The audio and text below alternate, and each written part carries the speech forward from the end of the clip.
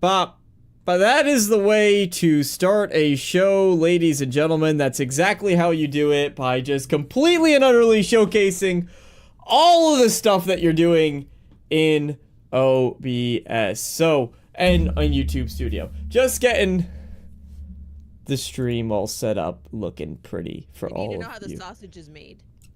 You need to know. Sometimes you need to see. Sometimes you need to see. Thankfully, there wasn't really much to look at. It was basically, as far as I know, unless I go back a little bit. How long was I sharing that screen? No, it was just...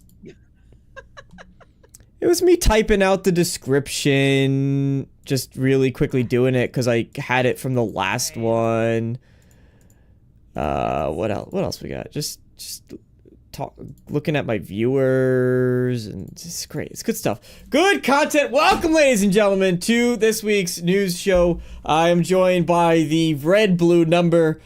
How is it? You're red. You're very red.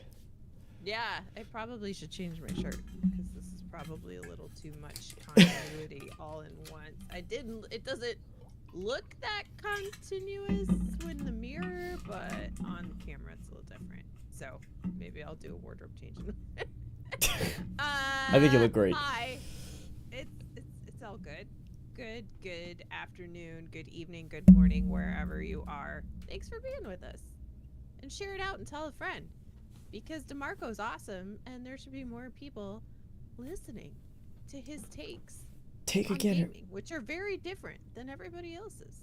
Because I like being controversial. I like just hating everything that everybody likes. I like taking everything too seriously, and I never have fun, and all of gaming is terrible, and we should hate it and keep talking about it every week because how much we hate it, just so other people can hate it too, because there's nothing at all to be excited about, like the state of play. Nothing to be excited. No, there's actually a lot to be excited about with the state of play. I can't wait to talk about it because I think Wolverine looked amazing. I don't know your thoughts about it. We haven't talked about this beforehand, so I'm excited. I thought it looked fantastic.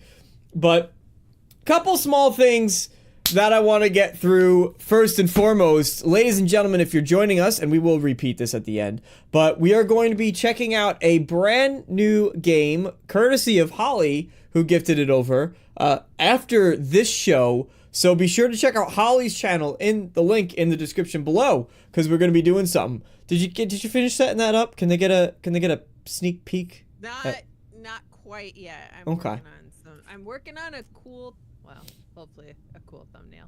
So inevitably, when I go on a long ramble, you can go ahead and it'll happen.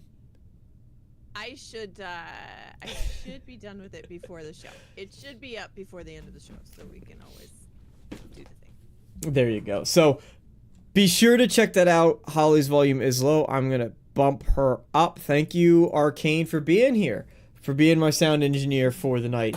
And welcome Influent as well. Welcome to the show. So go be sure to check out Holly's channel. After this, we'll be playing a game live over there.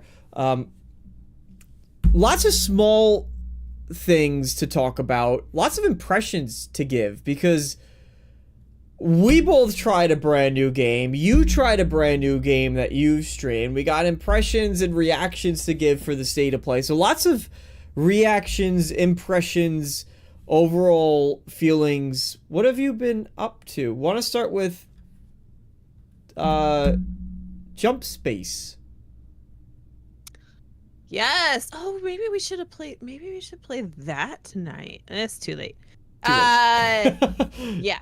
We will though. Jump Space came out Tuesday-ish. The 19th. Whatever the heck the 19th was. And we played it. It's an early access. Mm-hmm. It doesn't have crossplay. Yes, it does not have crossplay. We very much learned. Oh, that was last Friday. It was last Friday. We very much learned that it does not have crossplay. So if you want to play with your friends, you need to check with your friends and buy it on the platform that your friends are playing on.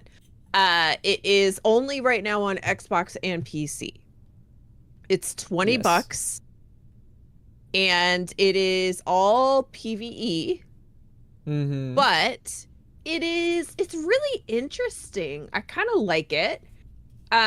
We've only played one session for like hour and a Couple half, hours, yeah, 2 hours. at most. Yeah. But I think it's got potential to become fun. We played the basic stuff, right? Like we played just like the intro stuff. So it could get way more complex. But you're a crew, you have a ship, Mm-hmm. and you jump space. You jump into space. You do the thing. I know, right? Nail on the head right there. So you have missions, and it's a little bit of a roguelike, right? It's kind of like Destiny meets Slay the Spire. Yeah, probably. If you've played Slay the Spire, then you're amazing. And if you haven't, what's wrong with you? Go get that game. And Slay the Spire 2's coming out eventually. Yes. I'm really excited for that. Slay the Spire is so good. It's a card game, but it's a roguelike card game. It's very, very good. You should play it. It is. So it's kind of like that, but in space. And it's cool. Super cool. It just needs, I was giving my thoughts on it on Red Show on Tuesday, but I just think it needs to make sure that there's a wider enemy variety and that when the difficulty does ramp up, it's not just there's more enemies or that they do more damage to you. Those types of modifiers I think are absolutely boring. I don't like them. So need to see variety in them, need to see variety in the missions too.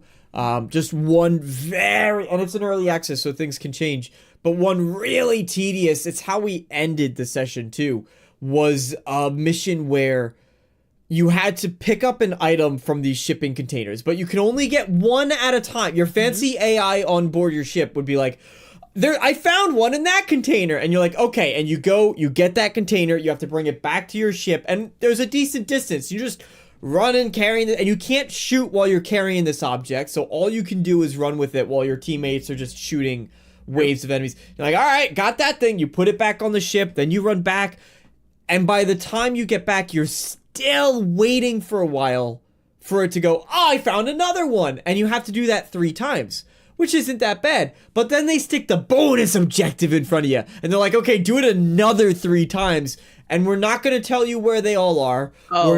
We're not going to expedite it if you get it on board your ship. It's not like the next one pops up.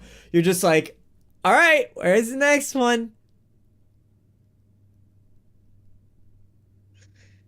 Yeah. Okay, there it is. Yep.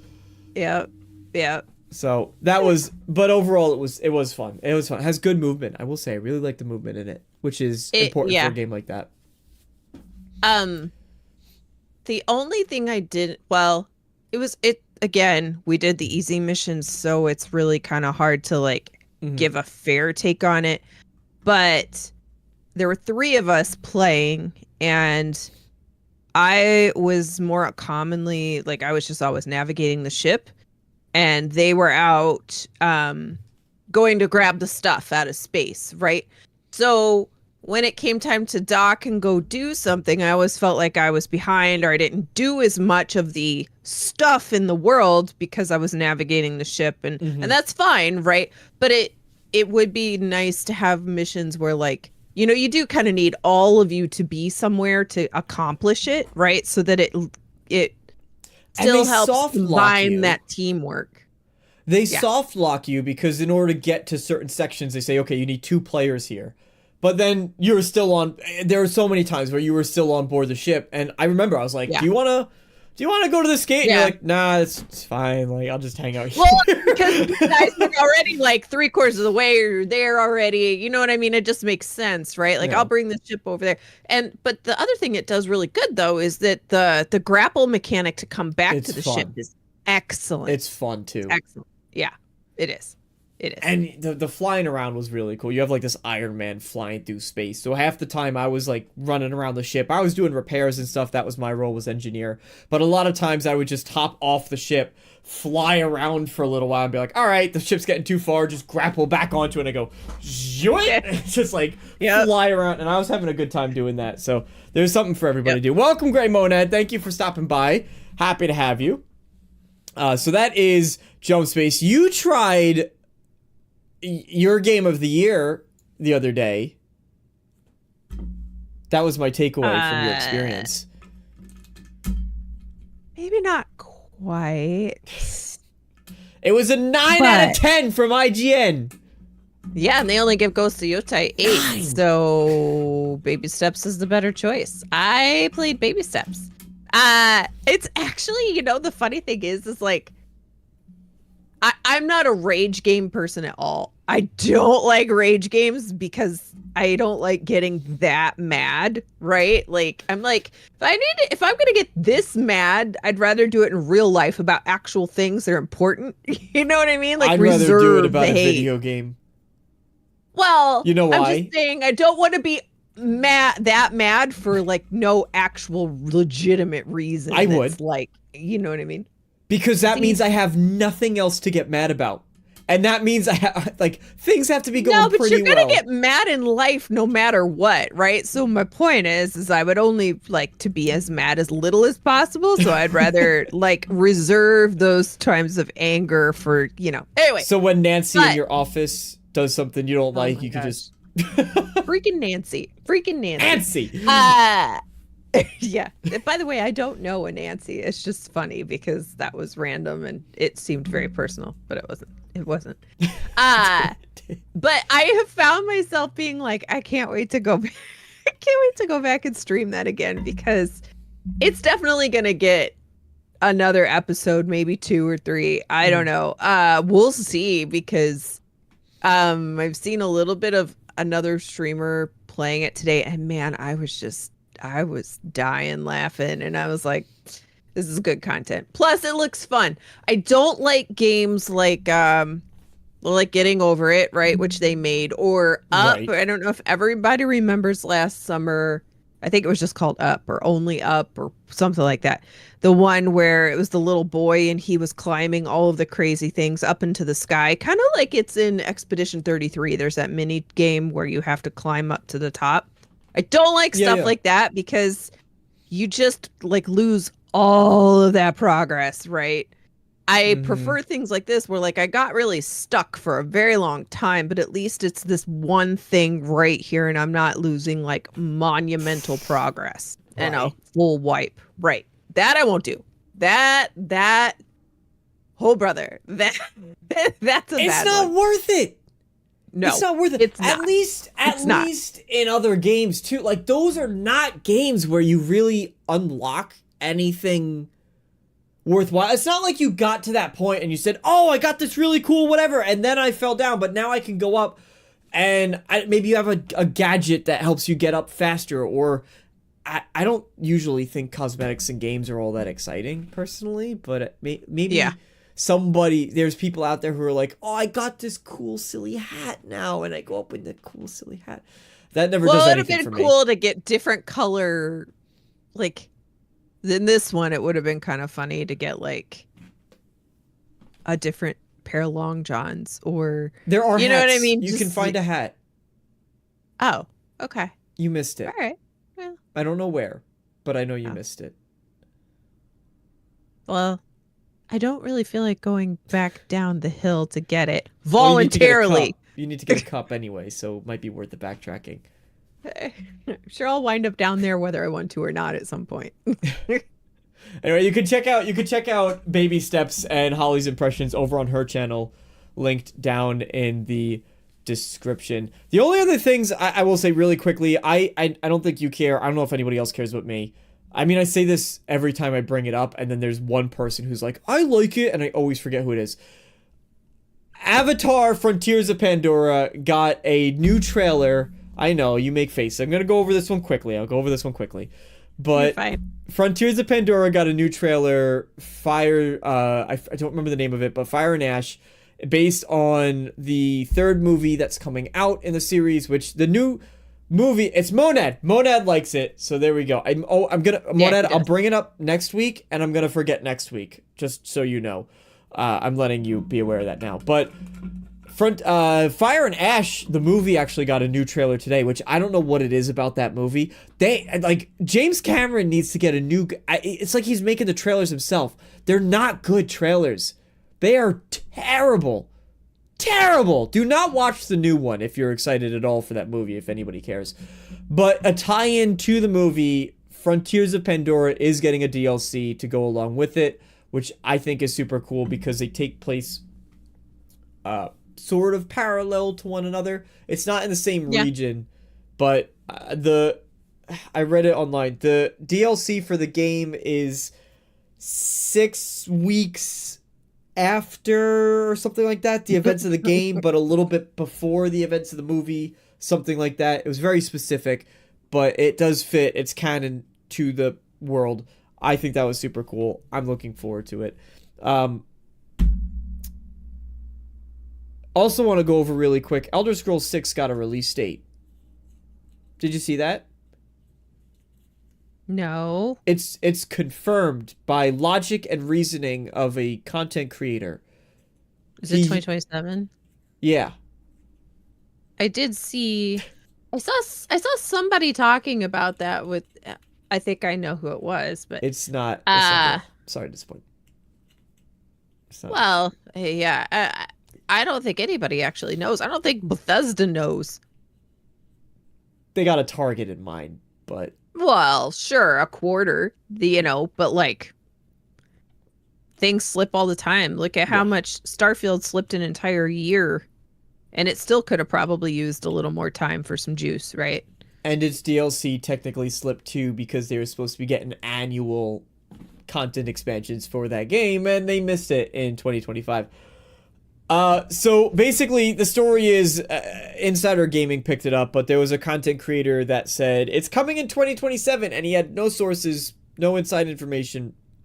It was based on pure speculation on his part and using logic and reasoning. And I hate these kinds of stories, and I hate that news outlets pick it up because there's just nothing behind it. Nothing behind it at all. But people will flock to this. Now, it's good and bad because on the one hand, I hope that more people stop saying it's going to be 2026. I really don't think that's the case. There's a lot of people that think it's coming next year. I am like 98% confident it's not happening next year. There's no way. So either. There's no way. Yeah.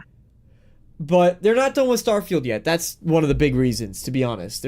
They're literally not done with Starfield. And there's never been a time in Bethesda's history where they're still working on DLC and a DLC comes out that year and also their next major release. That's just not happening. But I hope a story like that stops people saying 2026. And there's others who are saying like 2029. And I think that's equally as silly because the game's been in pre-production for at least 2 to 3 years now. So, yeah, well... It started early development in 2018. It depends. I think it kind of depends on what their plan is for it. Because with Starfield, right, we learned that they want to have this just... And with Fallout 76, right? They were like, Fallout 76 needs to be a 10-year game at a minimum, right? Like, we need to just have this thing go and go and go, which it is, and it has. Yeah. It's great. I love it. And I hope they don't have any plans to shut it down anytime soon. I don't think they do. They're doing their biggest they just flew everybody up to New York besides me, but that's okay. I'm talking about Fallout 76. But you don't even like Fallout 76. That's not true. I played it. I've been giving it praise from the times I did jump into it with my level 4 character because I don't think I got past like level 8 on any character. But I'm in New York. I'm right here. I could have taken a train. You didn't even need to pay for my anything. Anyway, you should have just shown up and been like, "Please, sir, please, Colt Eastwood, can you give me a ticket?" I know he was there. He actually messaged me on Twitter. He's like, "Where in New York are you?" And I was like, "Oh, like I'm like this far away." And I told him, I was like, you should see if Damarco's around for dinner or something like that. he messaged me, I messaged him back, and then he did not say anything back to me. So I was like, friendship ended with Colt. That's right. Cut him off. He's gone. He was just using me anyway. Anyway, so it depends on what their plan is, right? Right. Like, Fallout, they didn't plan far enough ahead with 4 because it was at that time where they were seeing all these live service things pick up, and they knew that Elder Scrolls and Starfield were still ahead of the next Fallout, at least in the timeline that it was in at that time. So that's why they did 76, right? To kind of put something to the side. So Elder Scrolls, while you have ESO Online, is that gonna be good enough for another 10 years? You know what I mean? After Elder Scrolls 6 is out? Are they gonna try to maybe wrap ESO into 6 and just have this giant, have 6, but then have the multiplayer online, effervescent system all within this, and so that it can live on for another 10 to 15 years while they, go do whatever else they're going to do. Yeah. And if that's the case, then that adds time, right? Of course it does, because you're still making Elder Scrolls 6, which is a massive game on its own, but then doing the architecture and all of the other stuff and the planning for the long haul on ESO. I don't know. It's just a thought, because like all of these games that have this perpetual world system, I guess World of Warcraft kind of breaks this idea, but in general, are the engines and the support on them really good enough to keep them going for 20 years on their own without KOTOR just still doing going. a reset? World of Warcraft is a good exception to it. I would say RuneScape, actually, believe it or not. But do those I think DC's MMO actually does really good as well. Okay. DC Heroes so maybe it Online. Yeah. So maybe it is fine that they just stay forever in ESO online separate. Maybe it is. Makes it even wilder to me that they shut down the new ZeniMax MMO. Yeah. When you think about that, right? Like, how rare is it to get an MMO that's successful? There's a reason why there's not a lot, and now ZeniMax has theirs coming out, and Microsoft says, no, which, fair, you need a lot of post-launch support. They know Elder Scrolls Online is successful, so they're like, just stick with it. Elder Scrolls Online has been dialing it back, as far as I know, actually. They're going to smaller but more frequent updates, which is interesting, because Fallout 76, which I would say at the time, not having any access to any of their financials, but I would say Fallout 76 actually going the other way, which I think right now is more popular, and they're going to fewer but bigger expansions for that game. I would say that they have more expansions now than they did in the first few years that they did it, because the first couple years were just like, oh crap, this thing doesn't work, right? So they spent a lot of time just fixing the bugs and stuff that they were having problems with, and then they were adding, like, do you remember when it first launched, they had no NPCs that talked. Like, there weren't NPCs that talked at all anywhere in the story. Like, the story was through They were robots. holotapes. Yeah, and holotapes. And, like, that's all you need. I don't know why you thought that was a good idea. Like, it's Fallout.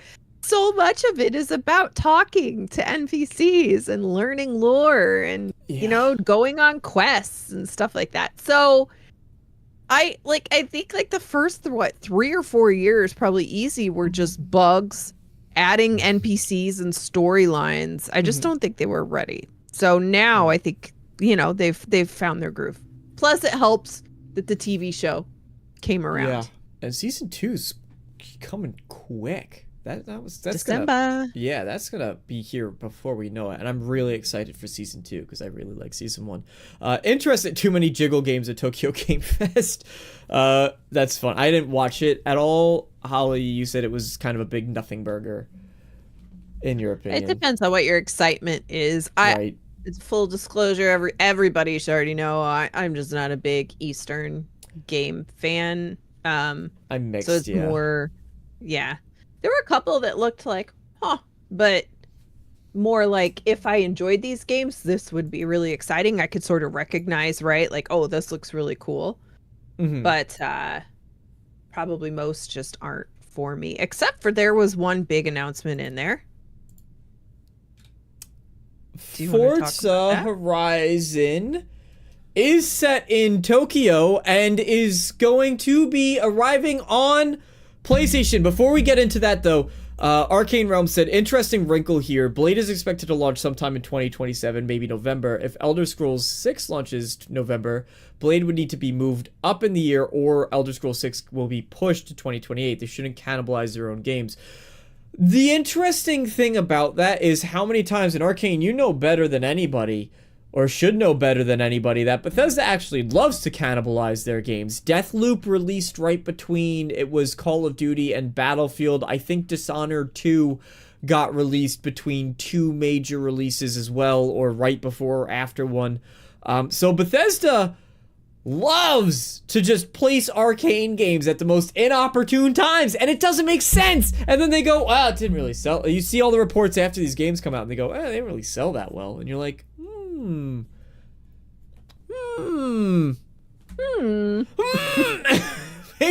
maybe giant Call of Duty. I know we say that these games don't compete with one another, but there's a level to that is there. Now would Bethesda now it's more about cannibalization, right? That's not, well, they're under Microsoft, so now it would be considered cannibalization, I guess, but they wouldn't do it with their own IP, Elder Scrolls 6. I still stand firmly behind the fact that these are I think Elder Scrolls 6 is going to be a launch title for consoles for the next gen, and it's going to try to be a system seller for the Xbox the next box. So whenever the next box comes around, I really do think they're gonna try to push that. In fact, that's part of the reason why I think Elder Scrolls 6 might have been ready sooner, if it weren't for the timing alongside the next box. TBH. That's my conspiracy theory. It's not really a conspiracy theory. Maybe. Maybe. Elder Scrolls 6 would completely overshadow Blade. Thank you, everybody, for stopping by tonight. If you don't mind, just let me know you're here. Say hi. I'd love to know that you stopped by. I appreciate everybody tuning in. Tokyo Game Show. This is a bit of a nothing burger, depending on what you're into. I'm curious what you guys here in chat thought about it, so be sure to give your review score 1, 2, 3, 4, 5, 6, 7, 8, 9, 10, or 13. So let me know what you thought about Tokyo Game Show if you did watch it. The one interesting takeaway was that Forza Horizon is going to be going to PlayStation. Now, this isn't that surprising because previous Forza games have made their way over to PlayStation. So when I saw that announcement, I went, okay. However, and I'm not a console warrior. I don't really give a crap. You play on whatever platform you want. That's fine, honey. Holly, you're not a console warrior. You let people play on whatever console. I like PC because I think we get the best of all worlds, personally. So I do prefer PC, but I also have my PlayStation 5, and I hop onto it from time to time. I have PlayStation 4, had an Xbox One, but I don't really play the Xbox One anymore. The thing I wanted to say, I want to give praise where praise is due, because there's a lot of times in gaming where we sit down, we complain, we yell, we shake our fists at the clouds. I'm wonderful at that. I love shaking my fists at clouds and standing on my soapbox and yelling at video games because I hate all of them. But I want to give praise where praise is due, and that's to say Microsoft was very transparent about Forza Horizon, and I love this. I absolutely love it, and I hope that Xbox and PlayStation keep doing this type of thing. They came out with Forza and they straight up said it is coming to PlayStation. I believe, if I'm not mistaken, that they explained it was going to be about a year, that it was going to be exclusive to the Xbox and PC, and then it would make its way over to PlayStation. And I just love the fact that out the gate they said, hey, it is coming to PlayStation. You'll be able to play it there. Because it's about time that we break down these walls of console warriors. It's about time that we break off the ammunition. Nobody's sitting there saying, oh, blah, blah, blah, it's not on my... And then I've always felt very betrayed when they say, oh, it's exclusive to PlayStation. And then a little while later they go, and it's also coming to PC. And you're like, well, god damn it. Like, by that point, I'm not really excited about the games. I'm not really, Spider-Man 2 is a great example.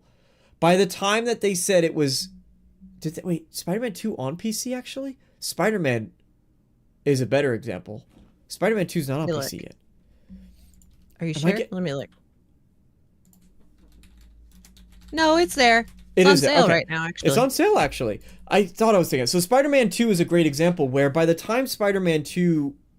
was announced, because they just had it exclusive, I didn't really care anymore. It's been on PC for like 6 months. But that's just, it goes to show, it slipped by.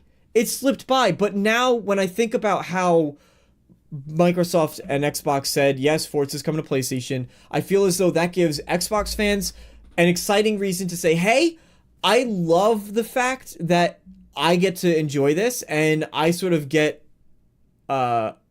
I get rewarded for, people who do stand by the Xbox console. If you're passionate about it, that's great. They get to say, hey, I get to play this game, that on the Xbox, and it's coming to Xbox first. For people who like PlayStation, they get to say, awesome, we have a time that we can expect this. Gonna keep that on my calendar because I'm not going out and buying an Xbox. And that to me is sort of the best of both worlds. I don't like... I don't know. Xbox, you got to give Xbox a little bit of leeway because they only started doing this like a year and a half ago, right? Mm-hmm. So the only games that they've had to announce that were like new and you didn't know where they were going to go, right? Mm-hmm. Indiana Jones. Yes, although that wasn't new because that was announced like right before they bought Bethesda, right? Like it was announced a long time ago. Outer Worlds 2, we already very blatantly knew because Outer Worlds 1 was already on PlayStation. But like they haven't had a ton of games that were newly announced and they didn't say anything. They just haven't had a lot of opportunities yet. And they're learning. And so and you're right, when they actually announced the indie date, they didn't do it at the same time. They said later. They announced Indie's date at their June showcase, but then at like Gamescom in August, they were like, and 3 months later, made that huge big deal about when it was going to PlayStation, which was PlayStation. Like, yeah, it's like okay, whatever. Like, but I think the way they did this is the best way to do it. I think it's silly to do two separate announcements, and I think, frankly, Sony. Well, I don't know. As I say, I think it's cannibalizing its own sales by just not saying the PC port will be available X date after the console date. Right. I would be more excited about it. I really would. Well, yeah, and I think it's kind of silly for them anyway because they know they're gonna. I don't know. You know what? I can't even say that because they're still trying to protect their console market share as much as possible. They still really want to sell their consoles, which is why they don't do it, even though everybody knows that they're going to put their game on PC eventually. Right. So they are shady about it because they want you to feel the FOMO and to just get the console and not worry about it. But we also know that like PC players will just wait.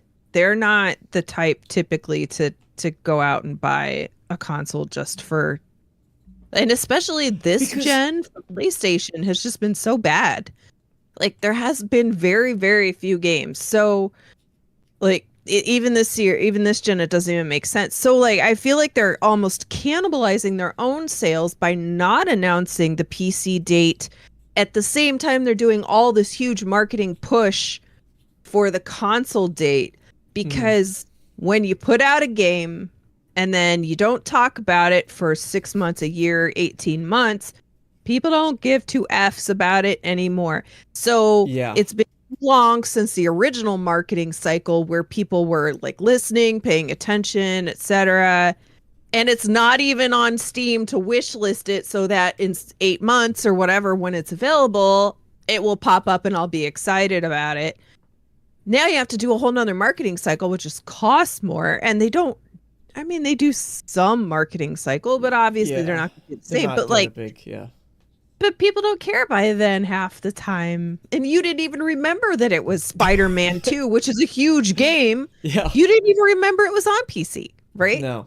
So it just doesn't make sense. King Styles, hello, welcome. Fuzzy Tomato, hello, and welcome. Influent, I completely agree. Just break down the borders, get rid of exclusives. I'm fully on board that train. I have been for the longest time. Fuzzy, Helldivers proved the opposite, though. Well, that was released on both platforms simultaneously, and that, I think one of the advantages of a Helldivers is that it is a live service. So something like Forza Horizon, I mean, Forza Horizon has kind of live service elements to it, I think. I haven't played Forza Horizon since 3, so I apologize if I'm getting that wrong.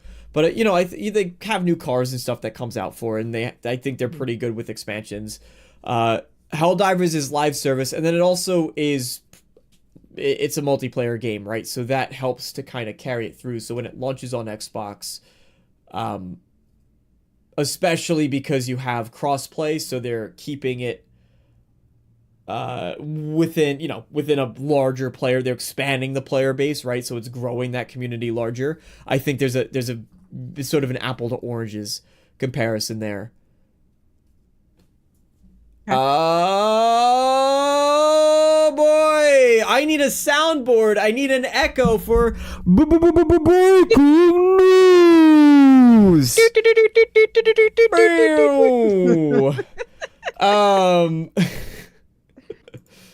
I only have the default. There's like one instance where I want Discord Nitro, and it's right now to have the soundboard that I could play something. Somebody I was gonna say somebody throw in a super chat to get the alert. Actually, I could just play the alert box. Right, we're gonna here. Chris Harris is always very generous. Breaking news! Whoa! So Best Buy has leaked the price of the Asus Xbox ROG. It is $1,400. No, it's not. I put it in our chat.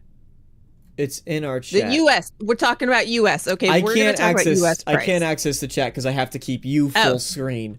Otherwise.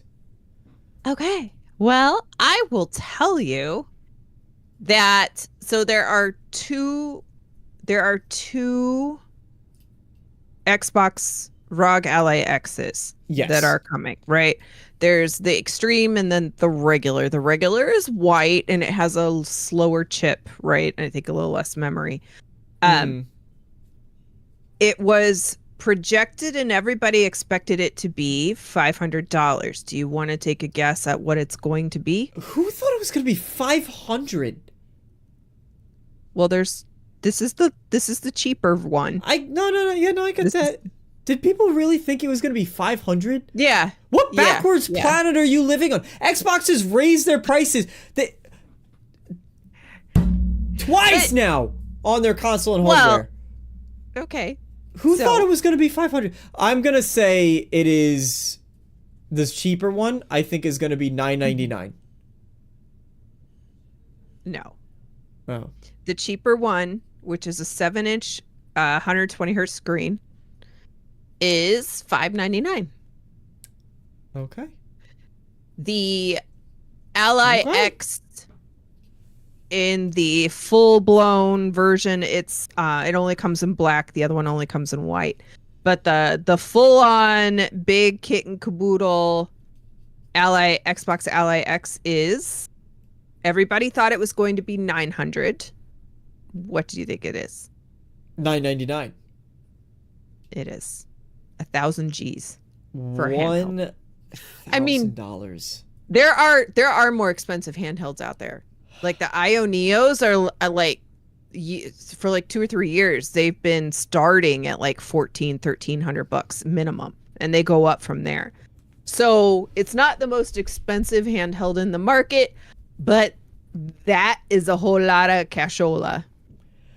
However, if you are interested in having a PC and you don't have one, you wish you had a handheld and you don't have one, this is actually a decent deal for somebody who is interested in that, because it is a PC. So you would simply be able to dock it, and then you could, like your Switch, right? You could dock it. It could play all of your Steam and Epic games and IO Neo, all the things, right? Or you could take it with you. But it is a chonky price. All right, if you just want a handheld. So what's interesting is, just looking at the differences, you are getting smaller battery for the $600 version, right? It was $600? Yeah. Mm-hmm. For the $600 ROG Xbox Ally, you're getting smaller battery. You are getting, and that makes it slightly lighter in weight because of that smaller battery. It looks like you are getting less ports on it for some reason. You're getting more ports on the I don't know why you need more or less ports on a handheld device. And what ports? I mean, I guess you would want an HDMI, right, for your monitor, your TV. So the Xbox Ally X comes with a newer display port, which is interesting. It also has a USB 4 Type C on the more expensive one. On the more expensive one versus USB 3.2 Type C. Yeah. Okay. And one is Thunderbolt 4 compatible, one is not. I don't know necessarily why you need that on a handheld, but there you go. You're getting half the storage, 1 terabyte versus 512 gigabytes, which that's to be expected when you buy. You have less memory, 24 gigabytes versus 16 gigabytes. It's also worth noting that one is DDR5X and one is just DDR5, and it's DDR5 8000 or DDR5X 8000 versus DDR5 6400. For those, I'm not going to get into the technical specifications of it right now, but for those of you who don't know, higher is better and X's are better. We like X's in hardware. It just makes them better. I will get to that in just a bit. You have, in the more expensive one, you have Xbox Ally X has the AI Z2 Extreme. It's extreme. That's where the X in the Ally X comes from. The AI Z2 Extreme Ryzen processor versus the wimpy. What is it? You have the Chad AI Z2 Extreme versus the wimpy AMD Z2A. So those are your differences for about $400 difference, which they are substantial differences, I will say. The memory is big. The extra storage is pretty big. What's interesting is that you're not compromising on the display, the refresh rate, or the screen. It's all that's exactly the same, which is interesting. It seems like they've future-proofed that other one a bit to be around for a while. The more expensive one. Yeah. So, all right, let's break it down. $1,000 for a portable PC. Well, I have the to be fair, I have the Ally Z1 Extreme. Okay. Which is like the which same was not thing. cheap. Well, my battery sucks badly. Okay. Like because I have the first edition, like the ones that first came out. Oh, okay, gotcha. The battery on it is ASS to the Stinky Extreme. And but if you're somewhere and you could be like plugged in, it's good. It's fun. So it's portable, except that it's not at all portable. That is a problem. I mean, you get like, depends, you know, you can put it in like low power mode, right? And you get a couple hours, hour and a half on that, depending on what you're playing. That is, so it's not super intensive. But, and it does have some quirky stuff where some games don't want to just load on it direct and just play. I don't know why, but some games don't just load smoothly. However, I haven't used it in a while, and I'm sure that they've done tons and tons of updates since that one came out and pushed it to the one that I have, because it was the first one, right? They were working out the kinks, and there's been a lot of software updates, I'm sure, that have come through that I should play it. Well, I will be playing it more often coming up soon. So anyway, I wanted to sell it. I thought about selling it and seeing if I could get into the new one, depending on how much money I got from my ally, but $1,000, and I think I'm in Best Buy. Last I checked, just selling it to Best Buy was offering $160. And I was like, that is not enough. No, are you kidding? Enough. Especially for the price I paid for it, that is not enough. So, not at all. Yeah. I wish I could get this one, but I'm not spending $1,000 on that. This is too much. Too much. Yikes. Ally X at 1,000. No, I would never buy handheld gaming for that much. To be honest, if I wanted to get into handheld gaming, here's the thing about me. If I wanted to get into handheld gaming, one, I don't want to be spending $1,000 on it to get inferior performance, right? I would much rather put that money towards a PC that then can run the games the way they're meant to be experienced. Because let's be honest, as powerful as the hardware is, you're still going to be making compromises when you're playing on a handheld, whether it is the battery life or it is the visual fidelity or it is just the performance of the games. That much is a given.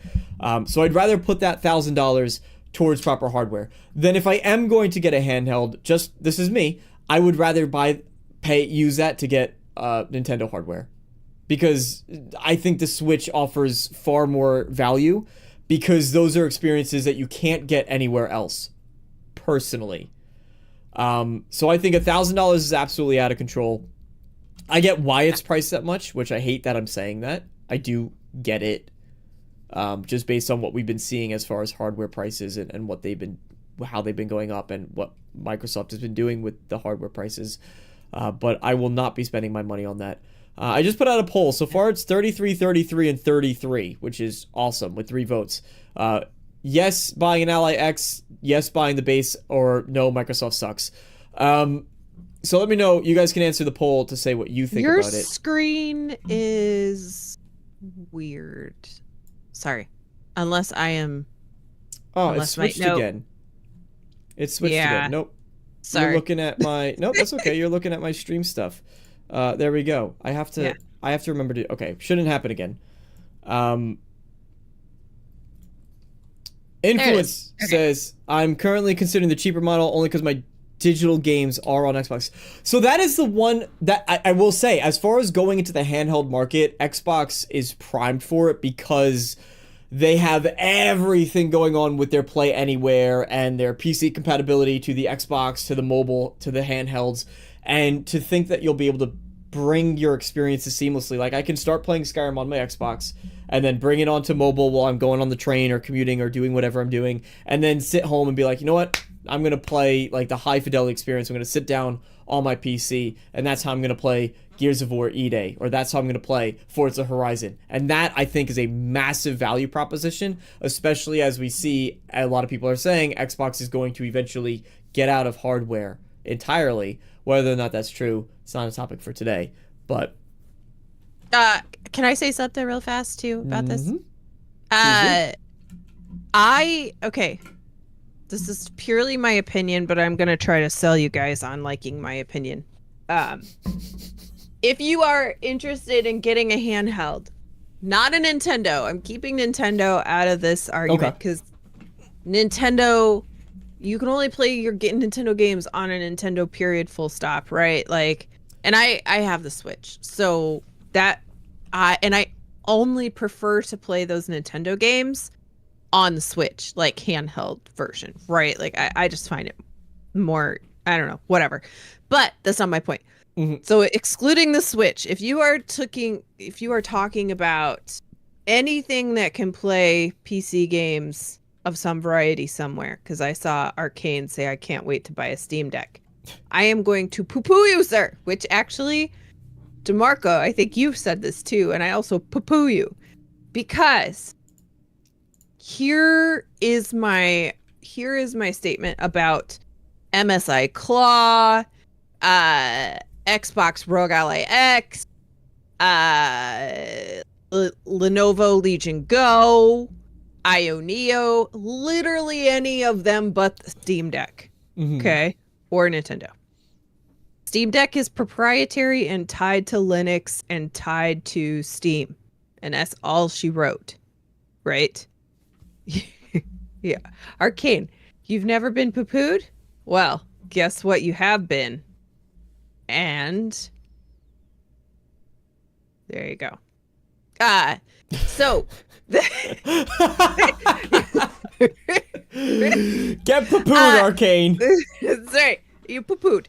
So anyway, the argument that I have is that it's Linux, it's tied to that, and it's only Steam all the time, which it makes it, I'm sure, a very smooth experience, to be fair and to be very clear, right? Because it's just Steam, period, boom, it's done, it's always there. But if you have Xbox Game Pass, if you own Xbox games, like Influence said, if you own games on Epic Game Store, if you own GOG games, if you own games from itch.io, if you own games from all the platforms. Yes. But I'm going, that's a hefty list of things that aren't Steam, right? And yes, Steam is obviously the king of the castle, but like all these others are picking at pieces, and you probably own stuff in those places. Or at least you pay for Game Pass because you want a good deal and you like the games that Microsoft brings to Game Pass. And you don't want to get a Steam Deck unless you jailbreak it, but then that's a lot of work, and I don't know that it always works perfectly, and you have to be savvy to do that kind of stuff. But you should look at any of those others. I'm not just saying the Xbox One, because frankly, you could play your Xbox games on the MSI Claw. It's not like you have to have the Ally X. It's just that it's branded with Xbox, and they worked in conjunction with Asus, right, to make it way more lightweight, and they made it, they worked on their iteration to make it more comfortable in your hands, to use the controller, blah blah blah, right, for the grips and whatever. But I would say the Steam Deck is just about the same price as this lower end Ally. And I would say that the Ally is a much better choice just because it gives you the fluidity of all of the things that you can get to. And that's my pitch. There are options. Influent unsubbed from the channel for that, for poo-pooing all over. No. From Game Pass. No, I'm only messing. I want to get quickly to this too. Game Seeker, thank you for the 5 didgeridoos. Your thoughts on Spider-Man? It said at Blapple number at Damarco. Hello. What are your thoughts on Spider-Man versus Miles Morales versus Spider-Man 2 the game? Which one is better in your opinion? Really quick, I will say I think that my favorite. I haven't played Spider-Man 2. The first one is my favorite. I think Miles Morales was a great spin-off, but it was a spin-off, and therefore the OG in my head reigns supreme. Spider-Man 2 I haven't played, so I can't speak to that, unfortunately. I haven't played any of the Spider-Man games because I don't really like Spider-Man. So I can't comment on it. I apologize. I just don't care about Spider-Man. I Oh like boy. superhero stuff. I just don't really like Spider-Man. I that like much. all of the other ones beside that one. And you know what's funny? As a kid, Spider-Man was my favorite. Well, he was like my second favorite. I loved Spider-Man as a kid. I used to watch all these cartoons and stuff. And then like I grew up and Tobey Maguire ruined it. And I've never liked Spider-Man again. Tobey Maguire is the reason. You're entitled to your own opinion, but you're wrong, and I hate you. What? Are you serious? Super cereal. Don't sip your drink while you say that. A comment like that. That's not allowed. There's no way. What? How'd he ruin it? Cause those movies suck so bad. I hate those You know movies. that Spider-Man 2 is actually like one of the greatest superhero movies ever made. No, it's total garbo. It's all garbo. Spider-Man bad. Tom Holland is the best one so far. And like those are okay. I haven't seen all of them, but I've seen one or two of the ones with Tom Holland and like it's okay, but I just don't really. No. Tobey Maguire looked 42 when he was supposed to be 17. And everything was overacted. Like, I love Willem Dafoe, but the Green Goblin was terrible. It is so bad. It's so bad. Terrible. I wish I could time you out. If I could time you out, it would be for one. We've had this conversation many times. They really don't like that. I don't like Spider-Man. I'm not the only one. Well, Tobey Maguire Spider-Man in particular is the greatest part of the offense, I think. Anyway, so Holly won't be joining us next week. Thank you everybody for being here. Speaking of superheroes, I know we're going a bit over time here, so I was excited to talk about it, but we're going over time. So, speaking of superheroes, a superhero you do like is the Wolverine, which is not Wolverine is not appearing in anything anytime soon ever again. But what is appearing is Wolverine from Insomniac Games. Now, really quickly, state of play, I would give it like a 5 out of 10. I think these mini events, I don't like these mini events. I really don't. Because usually what happens at any of these state of plays is you have something cool in the beginning, which they showed off Saros, which is a kind of a bullet hell like Returnal. It looks cool. I never played Returnal, but I like bullet hell games. Maybe one day I would check it out, like sort of on a deep sale, but that's not something I'm rushing out the door to pick up. So they start with something cool. They got something in the middle somewhere. Like for me, it was Crimson Desert. Like we've seen it 100 times though. It's been shown off for the past 10 years, but every time I see it, I go, oh, I am excited for that, and I get a little bit more excited for it. So that's a game that has me endeared. And then they end with something cool, and in this case, it was Wolverine. Now, my first impressions of that, and I actually have, if I can get it working. While you're working on that, they also announced some wireless speakers for your PlayStation, which I found kind of strange. I don't know. Fine.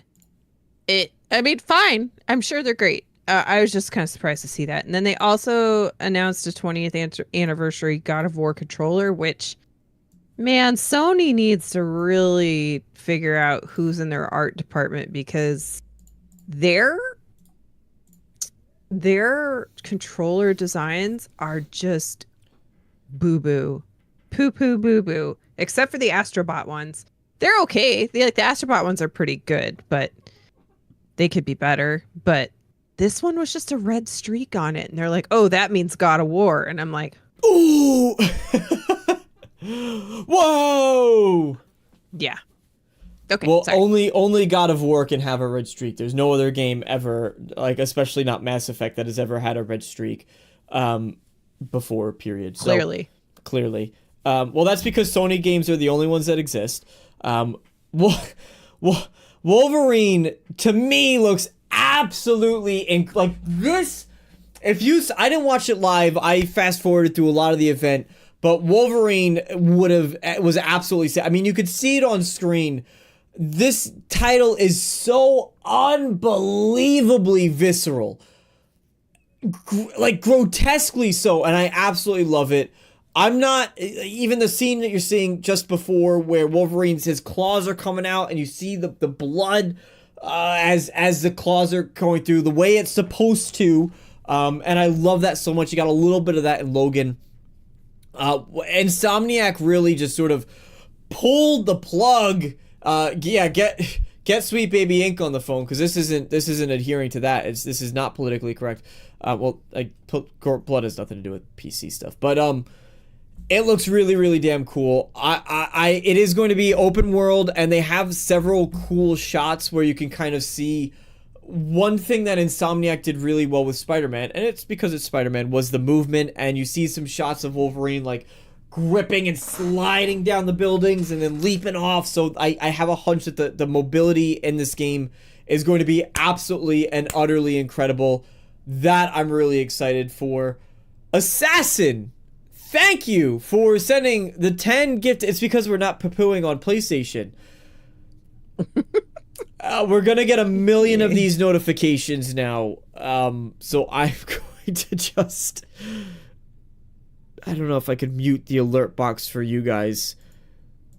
Because they're not going to... I might have done it. I don't think I did. Assassin gifted himself a sub.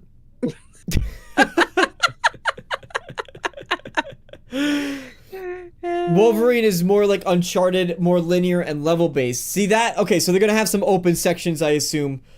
We're just gonna have to. All right, thank you. Welcome, Bobby Hawk. Welcome, Fuzzy Tomato. Welcome, Assassin. Chris Harris. Getting lucky. Chris Harris got gifted a sub both on Red's, because Assassin did the same thing on Red's channel the other day, and now he did it on mine. So thank you for that. Welcome. So now Chris Harris getting lucky with 2, and Chris Harris deserves it. SV, welcome. I'm just gonna go through these. May Pixel 64, welcome. Fleeta, welcome. Elliot Williams, welcome.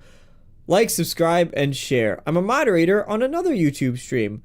Welcome, SV. You've been lurking, but welcome. I don't think I've seen you chat here before either, so thank you for being a first time. This isn't gonna stop. What are your thoughts on Wolverine at all? I like that it's more linear, actually. There's some sections that looked really cool. It's like they took the segment from Spider-Man where you're doing combat, and like in Spider-Man 1 you're doing combat and you kind of go into a building and you get almost like this 2D fighter camera, and there's a certain section where they're in a linear alleyway and you're sort of bouncing between back and forth almost like a 2D or like a 2.5D fighter, which I thought was super cool. I'm excited as all hell for this. This is I would say a day one purchase for me. I mean, I have a lot of faith in Insomniac, but what are your thoughts? Yeah, I thought it looked really good. For me, I think that the actor that they picked, who also plays JD in Gears, if you've played Gears 4, 5, and 6. And is oh god, what's it? Spartacus. He's Spartacus.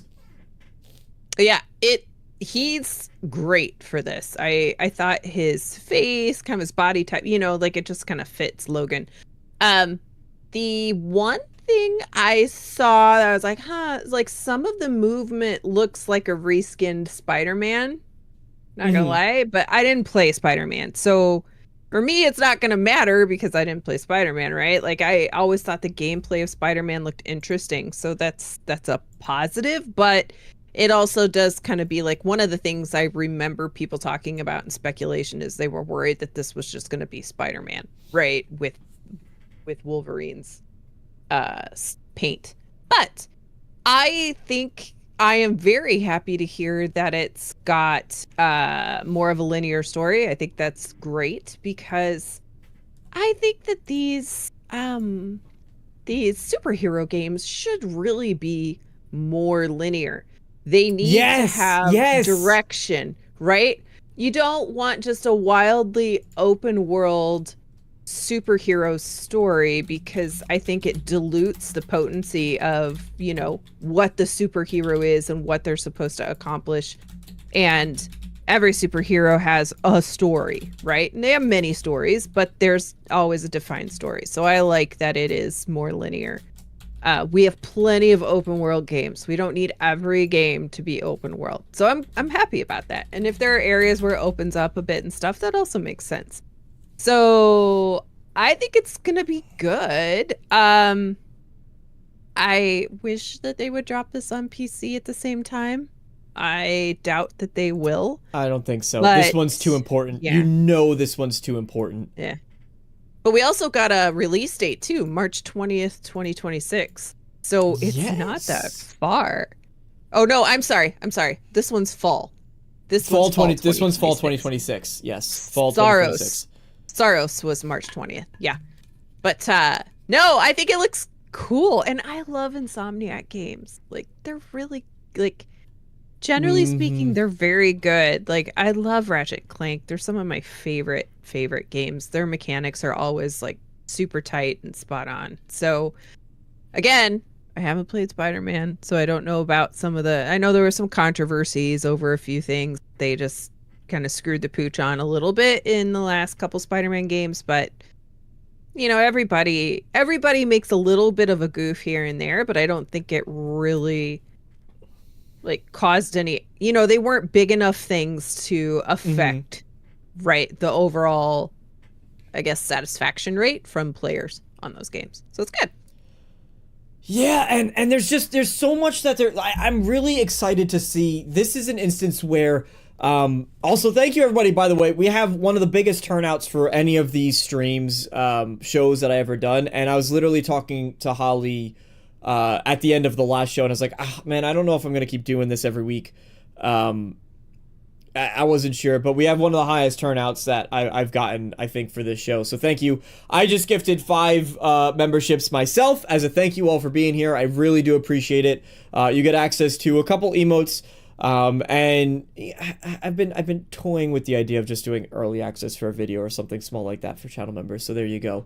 But I'm really excited to see. This is an opportunity where, who was it? It was, let me find.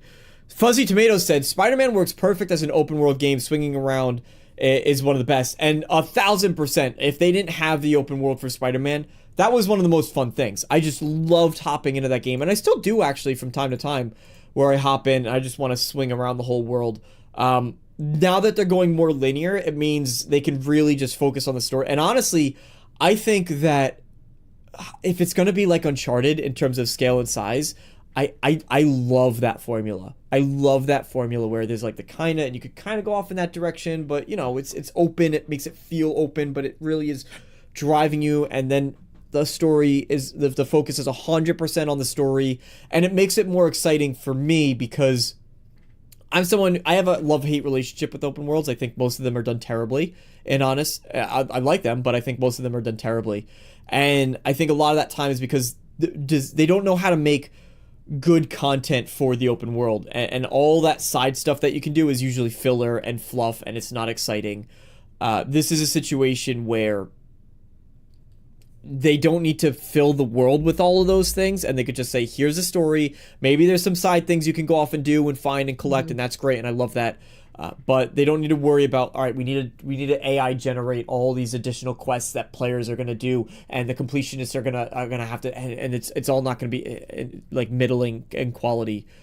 No offense, but just like Horizon Zero Dawn, the first one, absolutely fun. It's a fun game. It's very good. The mechanics are great. The story is really good. The world is good. There were just way too many little side, capture this base or do this or climb this thing, and I platinum that thing. That's one of the only games I've because I really enjoyed playing the game, but it's just too much. I agree with you. I like some side world, there's side mission content, but when you have a really good story, it's good to limit that type of like capturing a base, right? That kind of stuff isn't really needed. You don't that don't like yeah. Anyway, it looks incredible. Keep it up, Insomniac. I'm very excited for what you have to show off more of, and keep plenty of it under wraps though, because it is a story-driven game. But when they release their next trailer, I will be excited as all hell. That will do it for anything else notable from State of Play that you just like really want to talk about. No, not really. I just I guess, we kind of bounced over Sorrows, but Yeah. I don't know how many people here are big Housemarque fans. It seems like people who've played Housemarque games really love them. Returnal was hard AF, and they even had to like add in some breakpoints, right, to give people a little bit of an easier time to get through it. I think Sorrows looks interesting. March 20th is pretty quick. We basically had announcement and launch within a year time frame, which fantastic. I wish everybody would do this. So that's one thing I just want to give props for on that. I thought that was really nice. That's it. There you go. So that's it. Thank you everybody so much for being here. Now we are going to be migrating over to Holly's channel to try out a brand new game that she was kind enough to gift. So go check it out. It linked in the description. Holly just shared it there as well, so you can follow that. We're going to be doing that very shortly tonight. So if you want to hang out, spend more time with the two of us, you can do so over there. Thank you so much to Assassin for the 10 gifted memberships, and welcome to all the channel members. Thank you for being here. Thank you for tuning in. SV, you're a lurker, but it's great to know that you're watching. I really appreciate you being here and hanging out with us tonight. And thank you to Game Seeker as well for the $5 didgeridoos. Sorry we didn't have a better answer for that, but there you go. Anyway, thank you all so much. I am Damarco. You can catch us weekly here on this channel, 6:30 p.m. That red blue number. Yes. Go check that out. Yeah, just click on my thing. And if you hit the bell, then you'll know when I'm live. I go live a lot, and then I make videos sometimes. That's it. Really damn Thanks, good guys. videos. Thank you, everybody. Thanks Have for a good hanging out night. with us.